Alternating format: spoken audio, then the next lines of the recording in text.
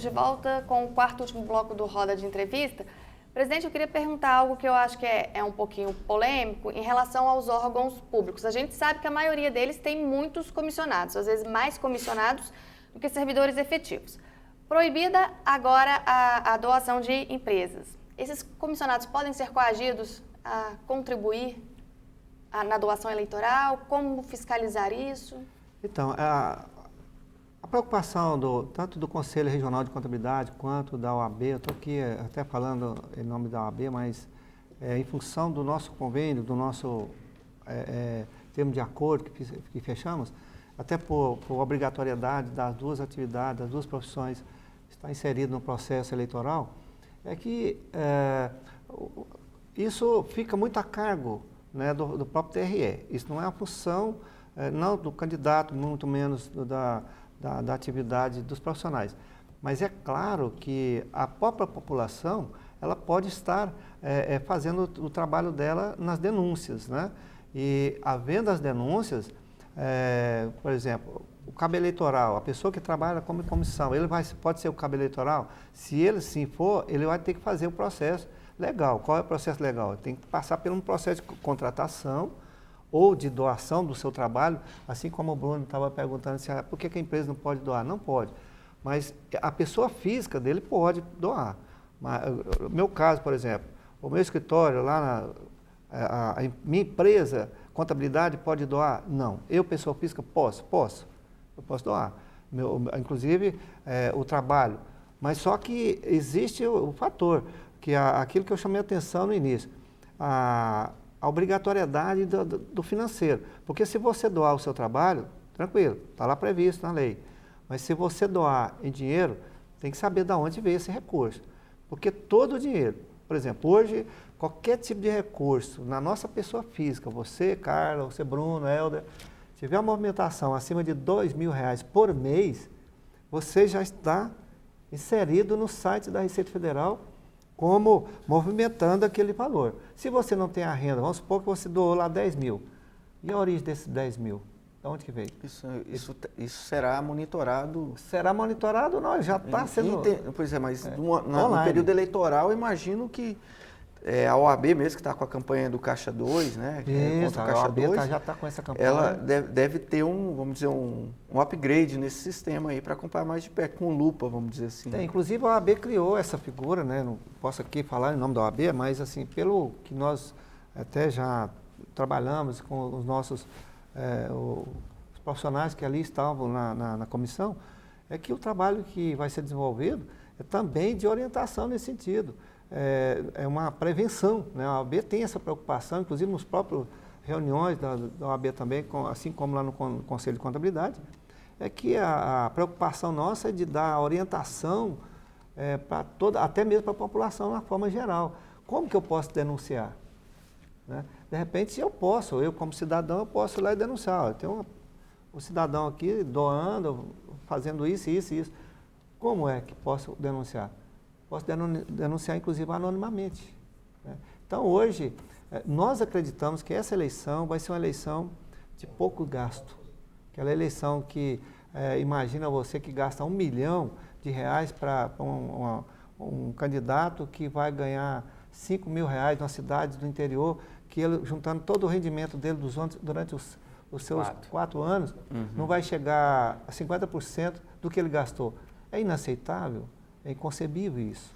Mas até hoje isso foi bem praticado e não sei se aceitável, né? Mas o que a gente mais vê prestação, até por conta das doações de empresas, né? Que 500 mil, 1 milhão e tal, para candidatos e às vezes candidatos a cargos do legislativo mesmo, né? Até que no majoritário se entre aspas, justifica você ter um gasto maior. Mas tem muito candidato que doa, inclusive, muito mais do que ele ganharia do bolso dele durante o mandato. É uma espécie de altruísmo. Agora já não pode, né? mais, já é proibido isso. Não tem esse altruísmo, não tem mais esse altruísmo. Inclusive, até foi citado lá hoje a questão dos empréstimos, né, de campanha. Tudo isso é limitado. Então, é o patrimônio da pessoa. Você vai fazer um empréstimo, você teve um ganho lá durante o ano todo de R$500 mil. E você vai fazer um empréstimo de 500 mil. Se você tem o ganho, mas não, ele hoje foi totalmente gasto, você não tem condições financeiras de comprovar esse dado com empréstimo. Agora, Então, um milionário que se candidate, por exemplo, a um cargo de a vereador ou deputado no futuro, ele, sei lá, o patrimônio dele é imenso, no final do ano, sei lá, 20 milhões, ele tem esse teto de 10% de 2 milhões de gastos, ele pode gastar esse valor? Ele tem o teto, mas também tem o limite total da campanha, que ela é limitada por município, eu não posso aqui te dar município a cada município, porque cada município, inclusive, tem um limite. Mas ele pode igualar o teto do prefeito, no caso? Ele tem um limite que é o teto de vereador, que é o teto do prefeito lá daquela cidade. Né? Então, assim, por exemplo, uma cidade que tem lá 20 mil habitantes, é diferente do limite aqui de Goiânia. Mas ele pode fazer doações para várias cidades. Por exemplo, Pode. o André falou, ele tem um faturamento de 20 milhões. Ele pode gastar 10% então do tem 10% que está que são 2. na declaração. Não, com certeza. Ele pode fazer uma pulverização de... O dinheiro é dele, ele pode gastar. Pode. Ele pode aplicar lá. Só que é o seguinte, você aplicaria dinheiro sem ter o retorno? Então, é essa preocupação, tanto do OAB quanto fala em Caixa 2, o limite de Caixa 2, exatamente para isso. Porque mesmo sendo o famoso Caixa 1, ou seja, o oficial, tem a preocupação de se trabalhar corretamente.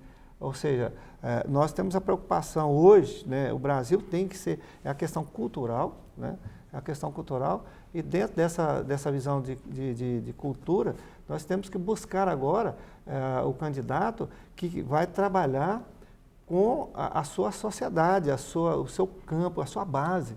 Né? Aquele candidato que trabalha 20 anos numa base, vamos citar exemplo aí das igrejas, dos sindicatos, dos conselhos, né? das comunidades de bairro, associações. Então, esse profissional ele vai ser trabalhado durante aquele período, ali de 10 anos, 20 anos, para ele ele está sendo visível naquela sociedade. Com base nisso é que ele pode se candidatar. Do contrário, a questão financeira hoje vai ser um péssimo negócio. Pode acontecer? Pode, pontualmente. Mas acreditamos que nessa campanha isso vai ser bem combatido. Isso vai renovar o quadro do Legislativo, por exemplo, nas câmaras do Brasil por aí? Você acredita nisso? Ou em parte sim, mas nós temos muitos candidatos que é claro que vão se reeleger, e que são pessoas certas, honestas, pessoas que estão aí nos legislativos. Eu conheço pessoas, vereadores, deputados, que têm vida longa, né, nos seus cargos, e são pessoas inteiramente honestas, pessoas que trabalham com um ideal. Então, assim, nós acreditamos, né, nessas pessoas. Claro que não vai pontuar isso, até porque todo mundo é livre para votar em quem interessa, né? E quem acha que vai satisfazer a sua expectativa.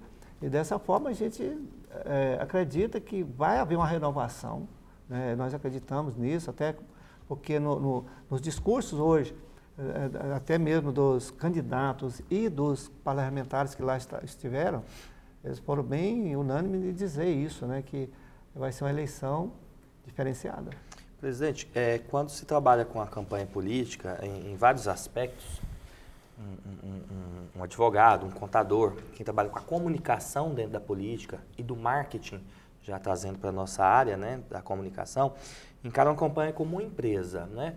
Existe o lado financeiro, existe quem cuida da parte de produção, então é uma grande empresa, né? Hoje essa nova legislação extingue essa parte do comitê financeiro, ou seja, dentro da campanha o candidato abria um CNPJ, então aí atrelado essa questão da campanha, sua empresa, para que ele pudesse fazer suas movimentações, suas compras, suas contratações, porque campanha existe todo esse lado, né? Hoje não existe mais o CNPJ, toda a contabilidade, não sei se estou falando certo de falar toda a contabilidade, mas toda essa questão de custos, do que sai, do que entra, agora é no nome do candidato, é no CPF dele? Não. Obrigatoriamente tem que se abrir o CNPJ, ainda continua o CNPJ. Certo. É obrigatório. E esse CNPJ ele é aberto após o registro da campanha, né? O candidato registrou, passou pela convenção. Inclusive tem as datas previstas de 15 de agosto para iniciar o processo. Aí tem 3 dias no máximo para abrir a conta. Inclusive, essa questão da conta aí até chama atenção, que não é uma conta. Na realidade, nós temos aí, o candidato tem que observar 4 contas bancárias, inclusive a conta de sobra de campanha, que também está atrelada ao próprio comitê do partido político que ele pertence. Então, dessa forma, o contador vai ter não só uma conta, mas 4 para controlar ali, né? Então, o contador vai fazer uma contabilidade onde ele tem que fazer, sobrou campanha, tem ali as datas limite para ele prestar conta. Nesse ponto não mudou muita coisa, então? Não mudou não, está praticamente só as datas mesmo, né, ali pontuais que tem as alterações, mas quanto ao CNPJ, o registro do CNPJ, da mesma forma, inclusive hoje foi apresentado, hoje no período da tarde, o sistema já com todas essas mudanças, e o sistema já vem lá com o CNPJ do candidato. Aparece o nome dele, o CNPJ, o nome dele e o CPF dele na frente. É vinculado. O senhor, como profissional da contabilidade, como é que, e presidente do conselho, né? Como é que fica em relação ao perfil do contador? Qualquer contador, ele está habilitado, em tese, a fazer essa prestação de contas, ajudar o candidato na eleição. Mas existe uma orientação que o senhor dê para quem for candidato, que procure algum tipo de especialização no contador? Uma coisa Todo assim? contador devidamente registrado no conselho, com as suas obrigações devidamente regularizadas, eles estão aptos sim a prestar conta, a fazer as prestações de conta. Porém, nós recomendamos que esse profissional procure se adequar à questão da legislação, ao conhecimento. É um conhecimento específico, né?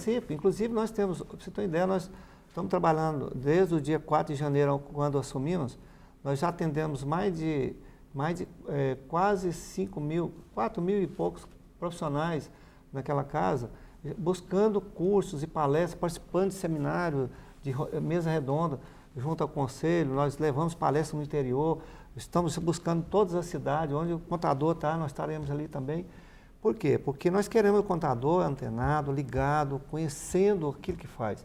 Então, nós procuramos até orientá-lo para que ele, se não tiver o conhecimento próprio, conhecimento de causa, que não pegue. Por quê? Porque ele vai ter um contrato que ele vai assinar, inclusive de responsabilidade técnica, que o próprio TRE e o TSE vai cobrar isso depois. Nós já tivemos, inclusive, nas eleições anteriores, alguns processos contra profissionais da contabilidade. Então, não é simplesmente eu sou o contador, já ir lá e prestar conta, fazer uma declaração, ou às vezes até assinar. Porque na própria resolução traz um item que nós chamamos a atenção do próprio legislador, que lá colocou a assinatura do profissional da contabilidade e do advogado. Ora, não é assinatura, é execução dos trabalhos, da gestão. Então, nós chamamos a atenção do profissional para que ele tenha conhecimento, e se ele não tiver, que ele procura ter. Se o contador, ele orientar da forma correta, mas o candidato querer fazer da forma errada, como é que fica essa situação para o contador? Então, aí o contador, nós, inclusive nosso próprio código de ética e na nossa atividade profissional, nós recomendamos que tudo se faça por escrito. O contador, ele já pela própria natureza da função, da atividade profissional, é um registrador. Ele tem que ser sistemático, né? Costumo dizer, inclusive, eu tenho até no nosso livro, que eu publiquei em 2014, a definição de contabilidade ela é bem simples, né? E bem direta. A ciência que estuda, registra e controla os atos e fatos da administração, do gestor, da vida financeira das pessoas físicas e jurídicas. Ora, quando se fala em registro, ele tem por sua obrigatoriedade controlar o que está entrando e está saindo da sua atividade.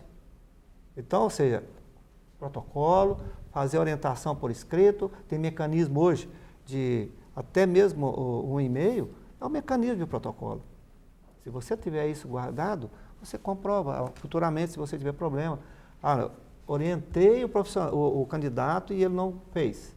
Você pode simplesmente rescindir o contrato. Tem uma cláusula no contrato que ele deve colocar, que se ele não obedecer às normas e a orientação, que ele pode rescindir o contrato. E assim ele pode fazer. E ele está desobrigado daquela obrigação de participar de um ato ilícito, talvez até um ato errôneo. E acabar sendo culpabilizado Com também. certeza, exatamente. Olha, infelizmente o nosso tempo acabou. Eu quero agradecer muito a presença aqui dos meus colegas Helder Dias, do Jornal Opção, Bruno Nascimento, também da BM2 Comunicação, o presidente do Conselho Regional de Contabilidade, Edson Bento dos Santos. Muito obrigada pela sua presença aqui no Roda. Muito obrigado, eu que agradeço, em nome de toda a classe contábil, essa oportunidade de estar levando aí a sociedade goiana, a expectativa dessa prestação de contas que nós temos agora para esse ano e que nós tenhamos aí uma eleição limpa, que todos possam estar usufruindo, tanto nós profissionais que estamos no meio, mas também que a sociedade pode ganhar e que futuramente o Brasil mude. E agradeço pela oportunidade, Carla, Bruno, Helder, e coloco aqui à disposição para mais vezes, se for convidado, estaremos aqui à disposição de vocês. Muito obrigado. Muito obrigada. Boa noite a todos. Que os candidatos fiquem atentos, mas principalmente os eleitores. Se você perdeu algum trechinho, é só conferir no domingo às 9 horas da noite. Até a próxima terça.